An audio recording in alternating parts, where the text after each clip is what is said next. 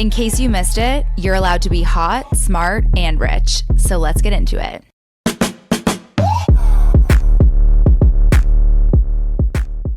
Oh, I thought you weren't going to clap with me and I got a little upset. I'm always here to clap with you. Well, I love when you're on the podcast for so many reasons, but also because I can use my phone for our notes, which I never usually do, but also because I have someone to clap with me and I feel like people get to really hear my voice. Yeah, and our like banter back and forth, just like group chat. It's interesting because we've been doing a lot of surveys of the community, both like formally and informally, and some of people's favorite episodes are with you and I. I'm flattered. Like, honestly, when people say that, I'm like, I never expected that. I'm like a filler episode. Well, I wouldn't say you're a filler, but I think it's the best way for people to get to know the people behind the brand. Yeah. And it's interesting because HSR, the media channel, is growing at what percent? You said 71% in the last 90 days. It is growing so much faster than even my own personal channels. Yeah. And so it's amazing because it is like HSR is growing on without me, but obviously I'm still the host. And these are so fun for people to get to hear my opinions on things. And I'm just so glad that you're back. Me too. And it's been a while since I've been in LA, like 2 months. We've done other trips and stuff together. New York, Duke, which we'll get into. But it's just nice to be like in your house, sister vibes, hanging out with Courtney also. Like it just... As my husband. Yeah, it's just a fun trip for me, honestly. But this time you're wearing shoes. Because the feet people found us. The feet wikis have found us. So for those of you that don't watch the podcast, the whole goal, and this was actually very intentional. So like when you're trying to interview someone, at least for me, it's trying to get them into a really comfortable state. And I find the best conversations are when you're just sitting on the couch, chilling, you're not super formal, super buttoned up. Hence why I wear the same outfit almost every single podcast. Today I'm switching it up. If you're not watching, I'm wearing a burgundy jumpsuit. Love it, actually. With some jeans, no shoes. And I feel like I need to identify my Steve Jobs winter outfit. I mean, this is giving a vibe and I'm here for it. Like a little bit of lighter hair, the burgundy, like I'm really into it. But yeah, so in the last week, we have been infiltrated by, I don't even know what their name is, like the feet people, who when we first started filming this podcast and you had no shoes on, guests would be like, I think I'll keep my shoes on because like Lindsay Arnold was like, I actually have like a foot wiki page. Allison from Mara also. Yes. And so we were kind of like, that will never happen to us. And then they have found us. But I will say I have really nice feet and I have a great pedicure. It's always just the worst when you don't have a good pedicure. Just one of the things that a girl has to worry about. Hence my Birkenstocks. Yeah. So we just spent time together, like we were saying, at Duke, which was so cool for me because really cool. I never would have gotten into Duke. So to be asked to speak as a professor, not at a club, in a curriculum class with Professor Seema Sistani was such a life highlight for me. One of the most interesting things for me, though, one of the questions that has really stuck with me is when someone from the class asked how I, as a female leader, deal with my cycle. And it's interesting because I think having been my own boss for a few years now, we can obviously set our own schedule when we're going to have hard conversations. And it actually threw me for a loop to answer the question because going back into being a corporate employee, it's a lot harder to actually manage that than it is when you're an entrepreneur. So that's one of the questions that has really stuck out to me. Yeah. Did that surprise you? It did. I think since I've become self-employed and an entrepreneur, it's become a lot more culturally acceptable just like in conversation for women to talk about their cycle, where they are, am I luteal, am I follicular, like, and so it's been an interesting transition and it just never even occurred to me that it's something that in a corporate environment you would manage around. Which like, countries do, by the way. Yeah, which some countries do. And like you said, I don't think like the trading floor at Goldman Sachs is going to give you feedback at the optimal time for your cycle. But like it's just something to be more consciously aware of. But I think that there's things that you can do as a woman where you don't schedule high intensity workouts that week. You don't overbook your schedule. You take a lot of time to relax and nurture yourself. So even if your employer isn't going to, which realistically, like even us like if someone came to us and was like, I can't, work at full capacity. I'd be like, babes, like I am using 5 tampons every hour because I have a heavy flow. Like we have to figure something out, But I did, that stuck out with me. And then the other thing that really stuck out with me is this is a class of 45 women who are aged from a freshman to a senior. And it's all about the next generation of female leaders. So Professor Sistani has brought in her amazing, accomplished friends that are doing all these different entrepreneurial pursuits, big CEOs and CMOs of huge corporate 100 companies. And it's really to paint all of these different patterns to get to your dream job. Because what was very interesting, even after the class, is so many women coming up to me being like, I never knew that I could be in a financial adjacent role and not go into investment banking. I guess Duke is a very finance heavy focused school. And so it was cool getting to share our story. Yeah. Obviously coming from 2 totally separate things, but like just painting that picture that there is a different way. And to get a little vulnerable, I went onto a podcast with 2 people that have that traditional finance archetype, right? It's like they are, incredibly successful women that went to the Ivy League schools and worked at the Goldman Sachs's. And my story and tone of voice and positioning did not land with their audience. Like, did not land. Like they did not enjoy my type of candor, my journey, the way that I talk. And it really hit me hard for a few days. Like I actually had to stop looking at the comments because it was like, whoa, you guys totally don't understand me. And then I was the one that was like, this is amazing. This is what I want. Like, I am not for everyone. And I am targeting that girl that is like sitting around being like, I don't want to go work at Goldman Sachs. I don't want to go and do my MBA. Like, how do I do something different and creative and still get to that spot that you're in? And so it's interesting because I was so proud of myself for having that development and that growth. And then interestingly, I haven't even told you this yet, but I got a message last night on LinkedIn from a girl in law school in Toronto. And she found me through that podcast. And it's the first nice message I've received from that podcast. There was a lot of hate. There was a lot of hate. And it just was so cool to see how it resonated with her. And she was like, I don't think that I'm in law school for the right reasons. I think that I'm here for my parents. And it just made me remember that like we're doing this with our way. This is our way and it's not going to be for everyone. But it was interesting to see the Duke in real life of that. And then also the online side of it and being like, whoa, I really know who our customer is. Yeah. I'm reading this book. What book? Well, the Diarrha of a CEO book, the 33 lessons. And one of them, like there's a section in it about one of the chapters is like to not be wallpaper because wallpaper ends up blending in. And when you are for everyone, you're for no one. And really like finding what is the most absurd thing about you and using that to market yourself. Hot, smart, rich. And the way that you talk about life, business, love, relationships it is polarizing, but that's exactly the reason why it finds the people.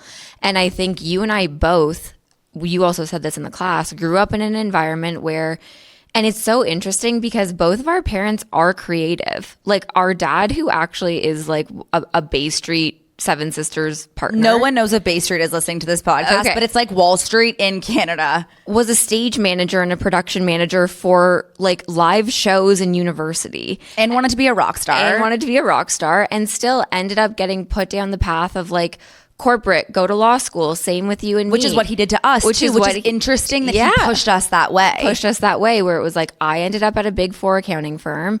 You ended up in sales at Salesforce. After both going to business school. And I think we've both had this like magical revelation about what it means to be able to be your highest fulfilled self in all areas of I'm creative, but I'm business oriented. And there are more than, like Mary said in her episode, Mary Holland Nader, there's 7 jobs people are aware of when they go into college. Lawyer, doctor, nurse, like investment banker, and it stops there. And there's roles where even working at Missouri, like VP of creative operations, I would be so good at that job. But you never would have put your hand up for that. And I never knew it existed. Yeah. Like I truly didn't know it existed. Well, that was another lesson that I talked about on this podcast, which did not hit in that way. But it was about like women putting their hand up before they were ready. And I've done that in every single capacity of my life. And if you weren't ready, you wouldn't have the opportunity. I was applying for roles that I was not qualified for like 8 years before they said that the requirement of experience Which a man would do, by the way. Which a man would do and women wouldn't. And so like, yes, my tone of voice is not going to be for everyone, but like I think that's okay. And I'm actually getting used to that being a good thing. Okay, speaking of Missouri, this is a really important conversation to have because this week you are not going to be able to go onto social media without seeing your favorite and not your favorite influencer talk about the Sephora biannual sale. Yeah. We both have worked at brands which never went on sale except for once or twice a year. How do you think you become a brand that doesn't go on sale? Doesn't have to go on sale.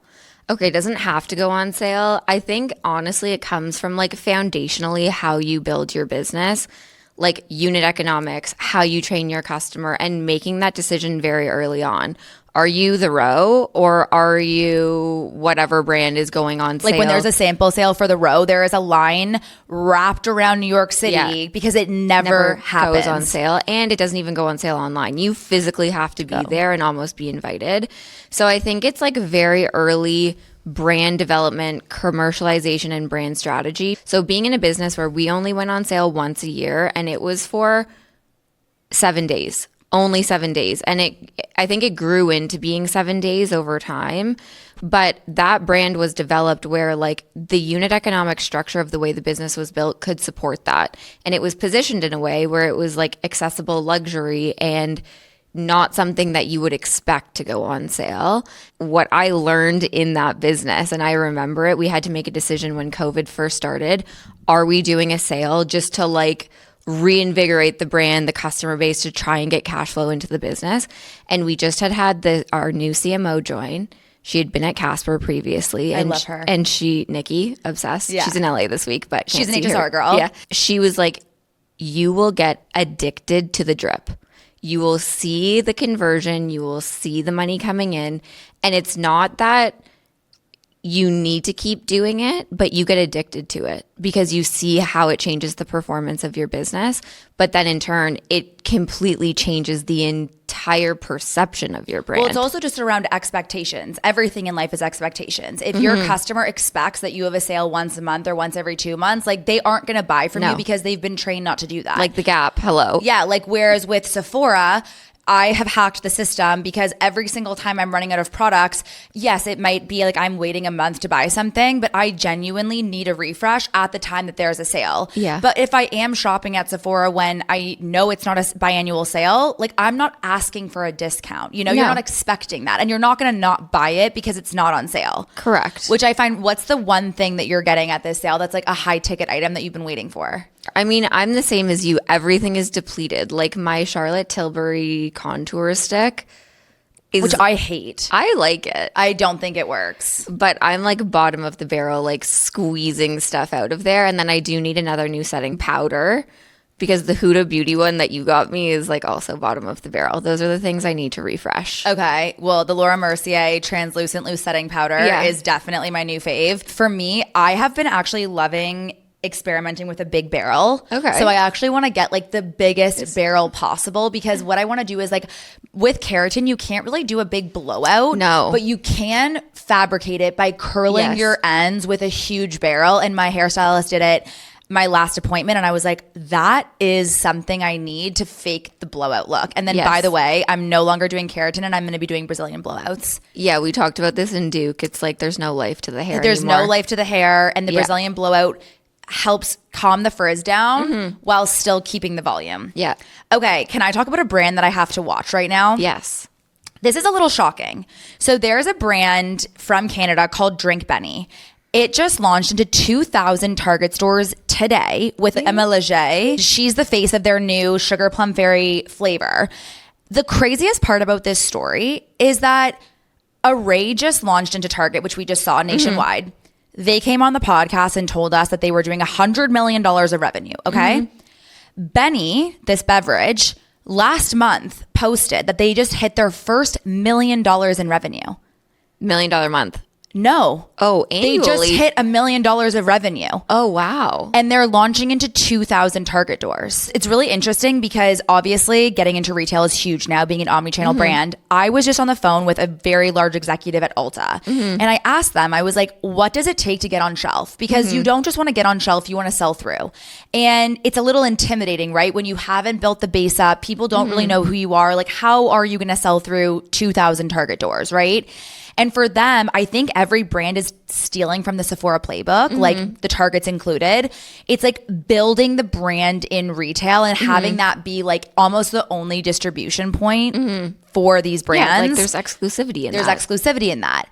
And obviously I don't know the terms of the deal with any of these, but it was interesting because when I was talking to this executive at Ulta, they were like, no, like we don't only look for these big brands. The real kind of like maturity we're looking for is just like, can you get your product to our DC in like a case shelf ready pack? Because which is actually a lot harder to do than you would think. But that's like their only requirement. They're not like, oh, you have to have this many Instagram followers or this much foot traffic in your other, like they're willing to take a bet on you, which I just thought was interesting. And so my mind is definitely on a brand like Benny. And I was so happy to see they used Emma because Canadian, but Emma also has like a huge US audience. Yeah. And it's interesting because even as we're starting to like incubate things and help, you know, brands that we're investors in like use different talent, we do look and ask a lot for demographics, right? And how my audience is 30% Canadian and pretty much the rest US. Pretty much the rest US. And I think even now with the show growing, it's even more US actually, which is good. But like it would be cool to do something with a Canadian brand because I still have that audience. Yeah.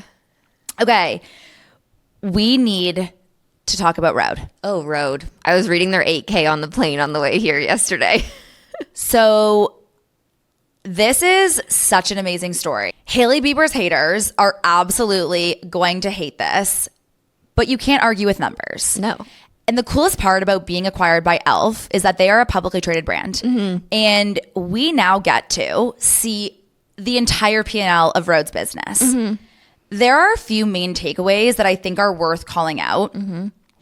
Because one, despite what people think, this is not just a celebrity beauty brand. No. This is a real business. It's a commercial business that's making not just profit, but significant cash flow. Which is not even the highlight of the story. No. There is something called an operating margin, which e.l.f. is operating around 19%. Which is very healthy for that age and stage of a publicly traded company. Like a 19 to 20% operating profit is good. Right.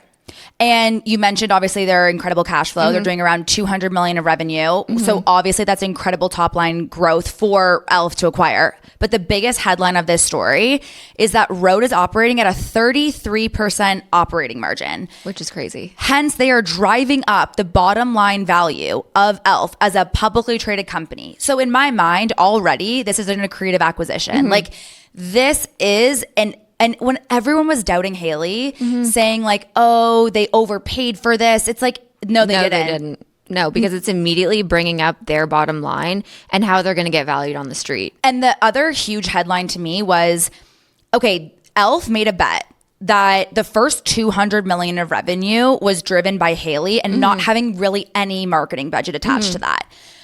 If they had already 50, 100 products, I would be doubtful that they could do it for the next 200 million. e.l.f. made a bet that the halo effect of Hailey is going to bring in the next 200 million because they've only had 12 products, which I actually think is a pretty safe bet to make.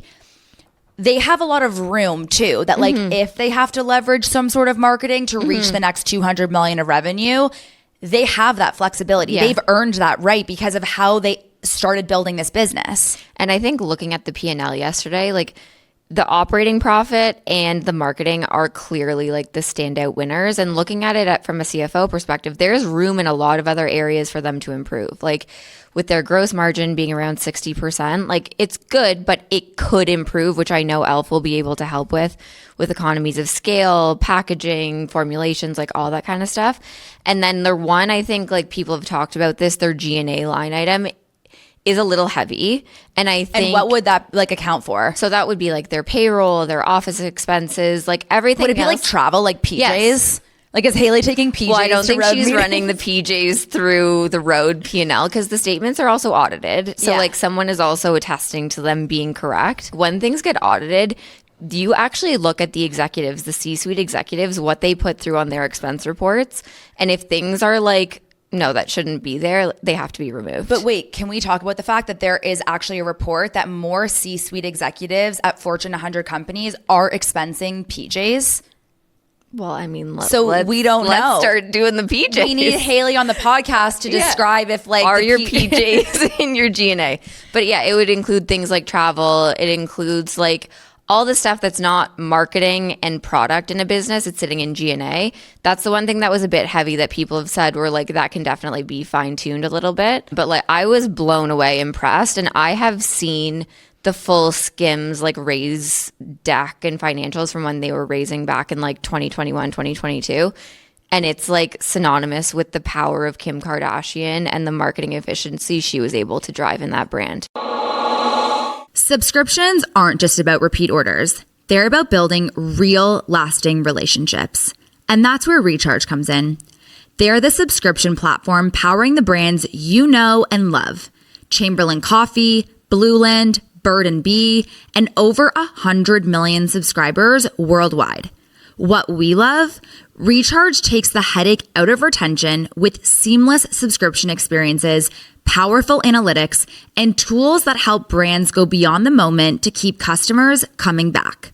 From flexible billing options to automated retention strategies, they make it easy for brands to deepen their connection with every customer, turning one-time buyers into loyal advocates. This is why we partner with Recharge and why they're giving the HSR community 90 days free, helping brands test, learn, and grow their subscription business with zero risk. To claim this incredible offer of 90 days free, click the link in the show notes. It's really interesting because I was at an event last week with like the typical private equity guys. And so they see things like this and they're like, it's every single celebrity brand, you know? And I'm like, it isn't though. No. Like this is the anomaly. And it begs the question, like what can people that don't have a Hailey Bieber learn from this? I think it comes down because I actually, in the article that I'm going to be quoted in Beauty Independent, I talk a lot about Chomps, which doesn't have a celebrity founder, doesn't actually even have a publicly facing CEO. And they've been able to achieve, although we don't have the exact financials, like rumor on the street is that they've been able to achieve astronomical numbers in a similar way. And looking at that business, like it comes down to the fundamentals being right. And if you even listen back to Amy Lou's episode of the podcast, she talks a lot about making sure your hero products have the right unit economics. Because you could have the number one seller of your business. And then it's like, if that's a cost center and not a profit center, like that will ultimately kill your business in the end. So I actually think that no, you need to be able to find one really distinct competitive advantage. Ours happens to be our tone of voice, the way that we talk, the way that we bring news to the market. It's in a digestible, relatable way. We're not trying to be highbrow. We're not Goldman Sachs. We're not Ivy League. And I remind myself of that. Like that is our competitive advantage. If I can do it, you can do it. Yeah. And I think when you're looking at a business like Rhode, it's so easy to compare yourself to that and be like, well, I don't have Hailey Bieber. But I think like what I wrote down is like leaning into whatever your unfair competitive advantage is. I said community, innovation, storytelling. You don't necessarily need to outspend your competitors, but you do need to out execute them with whatever your unfair competitive advantage is. And I think about that from Sheena's episode with Kosas all the time. It's what's your unfair competitive advantage? And there's never one silver bullet. It's doing all of the things all of the time that builds the momentum. And that's what we've done with our business too, like with HSR. And I'll just use the Instagram as an example. It's doing all of the little things all of the time, testing the data, being obsessed. What does the customer want? What are they resonating with? Changing course if it's not working. And that is truly how you hack the system. Totally. Is being obsessed, out executing, and figuring out how can I do these things better than anyone else? And that's how you're going to build the next Rhode. Okay, but if you're not going to build the next Rhode and your business like Amy Collet doesn't make it. There is a second life. I'm so excited to talk about this Amy Coley, Jara shutdown, and then her next chapter being with Skims as the head of beauty. EVP of beauty and fragrance. Massive. How amazing is that evolution? The Instagram that she posted this morning, it was a reminder to like fail fast and forward. Like if you're publicly. If you're going to fail fast and move forward. And she is the prime blueprint of why. Because she brought it out onto a public stage, which a lot of people wouldn't do. We know founders who have swept failures under the rug to the point where like it has pissed people off. And she Me included. Yeah, you included. She brought it to the front, was very public about it, and explained why. And now it has landed her in a position where she's an EVP at Skims. Do you think that she had that role before she went on to the podcast? Aspire? Yeah. No. I don't think so either. I don't think so. I think they probably had like you have with guests who come on, like you kind of do have this otherworldly relationship that you build with people who come on and they kind of bare their soul to you. And as the host, you develop a very interesting, deep relationship with the people who come onto your podcast. So I feel like they probably also had their like, you know, come to Jesus conversation where they built a relationship. It was genuine. And Emma, the like businesswoman that she is, was like, you need to come do this. You need to come to Skims. And because Jara is also building her own public persona. And I think leaders like Emma and leaders like you and I understand this. Like there is a balancing act to like having your own personal brand as you are a leader in a company. Like you cannot make that your primary focus, but it does help. Like I do think for us too, like I do want people at HSR to be able to like live and breathe the brand and promote it. And if they have, like Brooke is a great example. Brooke, who is our HSR Global Angels ambassador, like it is incredible that she is building her own personal brand, leveraging HSR to do that. And then in turn, like we HSR benefits off of that. So I think similarly, like that team understands that, where it's like having their own personal brand, which Jara is doing, is actually a really competitive advantage for them. And by the way, people cheer for the underdog. Yeah. It's exactly what I said on the podcast with Mary. We praise women for being relatable until they start winning. Everybody loves a comeback story. Everybody is now not looking at it as like, oh, that's Kim Kardashian's like beauty brand. That's like, no, that's Jara putting her blood, sweat, and tears into this, taking all of her mistakes, all of her failures, and people are going to be rooting for that. And that's why people love a second-time founder also, which like inherently I kind of see Jara as going in and doing for Skims and their beauty business because of all of the like, you know, Skin by Kim, selling to Cody, buying it back. Like there's work to be done on that brand there. They have not figured it out within the Skims ecosystem how beauty and fragrance are going to work for Kim Kardashian yet. So I'm really excited to see what happens. And I think what you and I also talked about today of like, there are other interesting ways to build in the consumer ecosystem other than being a founder. Katie Welch. Katie Welch. Katie Welch is leaving Rare Beauty to become the new head of U.S. brand and communications on their leadership team in the U.S. At Chanel. I love this because so often our identity gets wrapped into what we do. And like Katie Welch has been known as the CMO of Rare Beauty for a really long time. Like that's a big role. They have a big company. She's been very front facing and she's kind of, in my opinion, the person that goes to these like Sephora meetups and things when Selena can't. Yeah. But there is also a time and place where it's like you've done what you can do and it's time to move on. Yeah.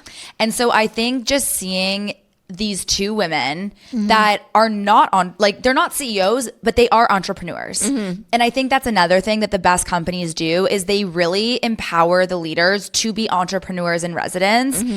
They don't try to make their roles so defined and like give them this prescription because that just doesn't end up ever working. No, you have to, especially at that level, build a relationship based on trust and knowing that these people can come in and execute and do what they need to do. So it was just like great news all around this week for women, again, reinventing themselves, taking new risks, moving on and doing great things that are not just like, oh, well, I gotta like build something from scratch and be the founder and put my blood, sweat, and tears into something. Like, and we said this to the girls at Duke as well, go and learn on someone else's dime.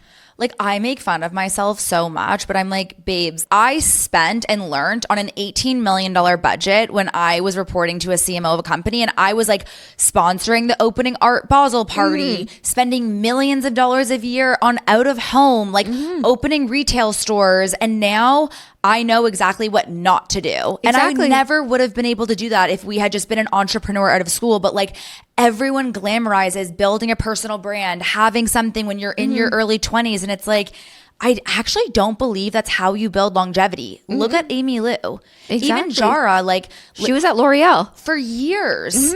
And so I just love all of these big moves for women. And I also love, that's why I'm so happy that we have women like Seema on the podcast who like, yes, she was an entrepreneur, but she also went into Weight Watchers as a CEO. Like, there is a way to be a leader in organizations and not have built it yourself, if that makes sense. Like, one day we will hire a CEO for HSR. It won't be either of us. No. I'm fine with that. I think we actually have the perfect dynamic right now, though, because we're going through a negotiation, which we're going to be able to share with you guys soon. And it was funny because my husband, who's the chairman of our company officially, was kind of like, I think you need to let Katie do this. Like, and there was a gut instinct inside of me that was like, not that you can't, but like, I can do it better. And that is the rule. And you can. And I can. And I think that is the role of a CEO, is someone who is a visionary, can sell a story, like is able to have a conversation in an empowering yet strong way where it's like, we are not shifting from this. And like, I can't do what you can do. And it was funny because when I told my husband, like, no, like, I'm going to lead the negotiation, he said this: you also need to be talent. NBA players aren't negotiating their contracts, Maggie. They bring in a business manager, they bring in a lawyer to do that for them. And I was like, good thing I'm not an NBA player because I get the relevance to it. But I think my skill set is great for right this second as a CEO. And eventually I hope HSR is big enough where it's like, it's outgrown me and I can move into more of like a creative role. And we bring in someone who actually has that expertise to take us to the next level. Yeah. And that was like founder mode. You went founder mode and you were like, this is my business. This is my baby. And I know what is best for my baby. Not the like someone else with 30 years of experience in the workplace. It's like, no one knows this business better than me and no one can sell this business better than me, which is you. And honestly, in that conversation, I was like, I now know why this girl was the #1 BDR salesperson at Salesforce. Like, she can sell anything to anyone, make them feel good about the deal that they're getting, and sell the business at the same time. I was honestly blown away. Which means a lot coming from you, who sat underneath like multi-$100 million CEOs as the head of finance.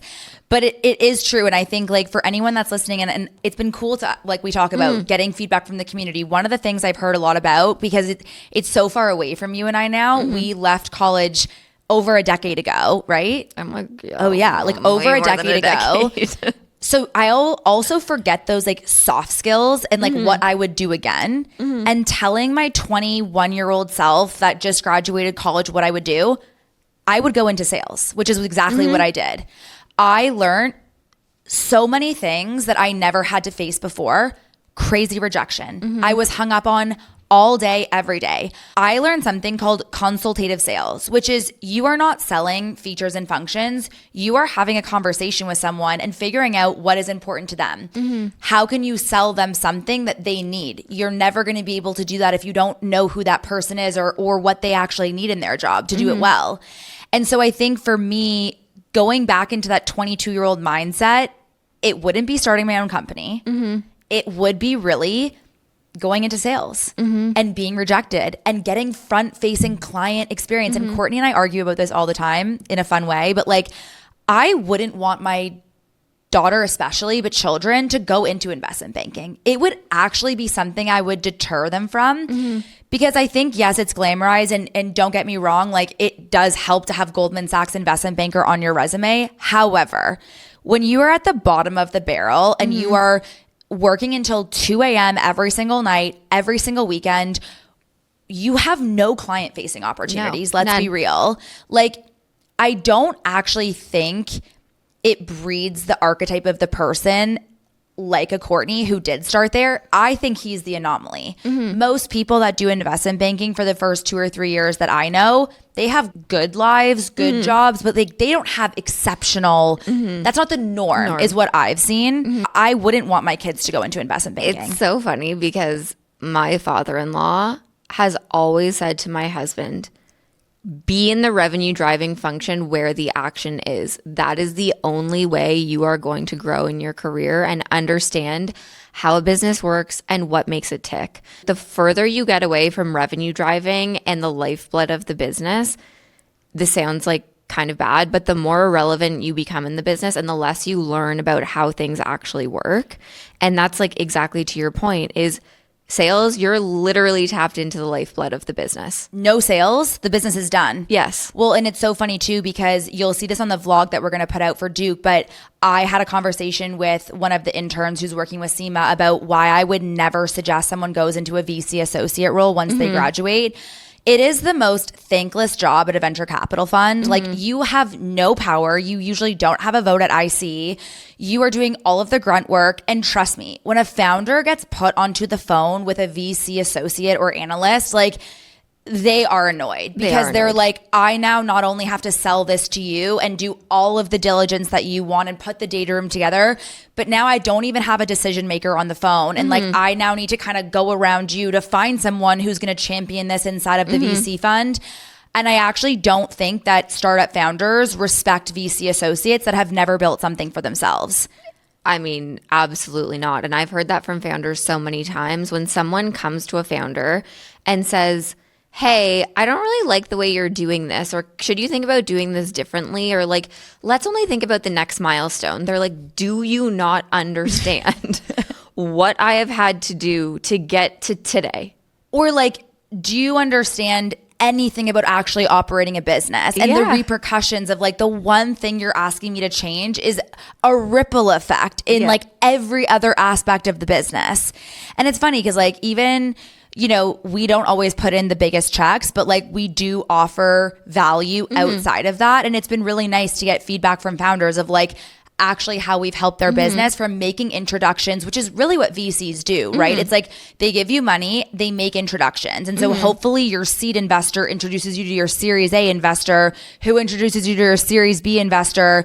And like, we try to do that, which has been cool to see. But I would just telling those 20-year-old girls that like want to be in a similar position, like it is not going into being a VC associate and it is not going into being an investment banker. No, but now the other job people need to consider, which is feeding into our next story, are you going to be a creator?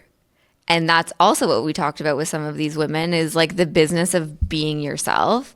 Well, it's pretty crazy because so in our first or second episode, we explained what a holding company is. And what creators have done, like us, is we set up a holding company that basically houses all of the different businesses and entrepreneurial pursuits that we have. So there's like the media business that's underneath our holding company, our investments sit underneath the holding company. Your personal brand. My personal brand sits under the holding company. And Stephen Bartlett just raised at a $425 million valuation. He took in an 8-figure investment from legitimate VCs, including Slow Ventures. Who and Megan has been on this podcast, by the way. Yeah, go back to listen. I think she's in the first like top 10. March 5th. Yeah. I looked it up yesterday. Okay.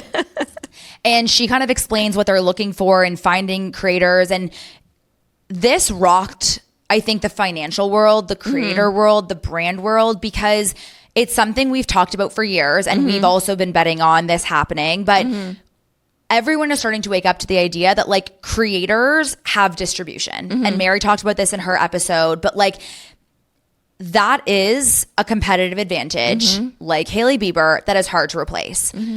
The interesting thing, if you actually read the details and not just the headline of Stephen Bartlett's investment, is this was an investment. It's not like, hey, Steven, here's an 8-figure investment, like go figure it out. He has a plan, the way that any founder would have a plan raising money, where it's like they're developing AI tools. They're replacing something like Megaphone for podcasts to be able to see all of their analytics from YouTube, Spotify, and Apple, which doesn't exist. And thank God. Like they are actually launching real tech businesses out of Steven.com. And now they're given the freedom to allocate the investment dollars how they see fit. They are not having to go raise for one specific company at a time, which is just a slog. They're able to take in an 8-figure investment and then distribute it however they want. I think this is the future, but I also think it goes back to what we talked about with like Diarrha and Katie Welch. Like it doesn't have to be for everyone. Totally. And there are people, you even included, you were like, I could never do what you do. No.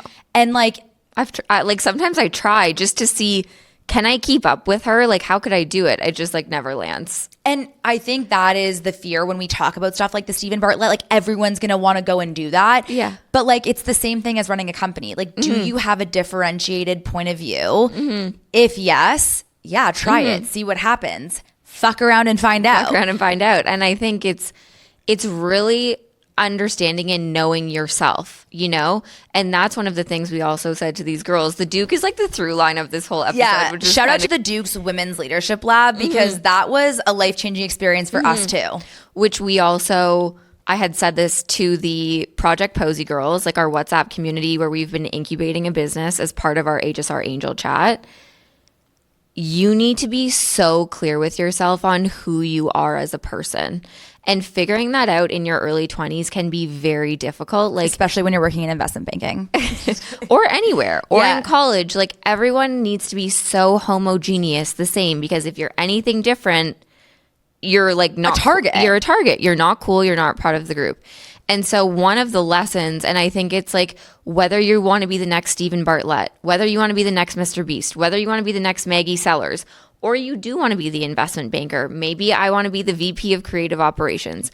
You need to get so clear on who you are as a person, what you're passionate about, what makes you tick, and what you're actually good at. And what you're going to thrive at. Yeah, it's so true. And that is like something I feel like the world and the education system today is not set up for, which we saw at Duke. We've seen it in like ourselves and our path as well. It's like if you're anything other than cookie cutter, the world just kind of doesn't know what to do with you. Well, it's interesting because even for me, I grew up thinking I was terrible at math. But like when it comes to valuations and numbers and like even for me negotiating this deal, I'm like, I was the one that built that model being like, okay, this is how much equity percentage they're going to have in our company. This is what our company's valued at today. They're going to be, it's like I was told a story about myself and I believed that. And I think that's why I do these HSR love notes every day. And I've done them for years, but I've started sharing them because you are the story you tell yourself. And if you're telling yourself a story that is hurting you or holding you back or has limiting beliefs, like that is what you will become. And so for me, being able to like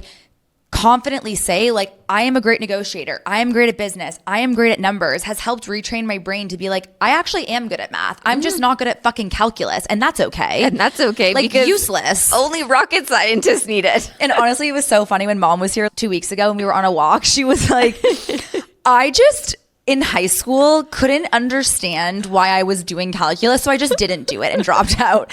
And like that's so I was honestly resonating with that, where I in high school was thinking to myself, why am I doing this? Like I'm never learning it. Yeah. And I wish the education system would change that like we didn't feel that way.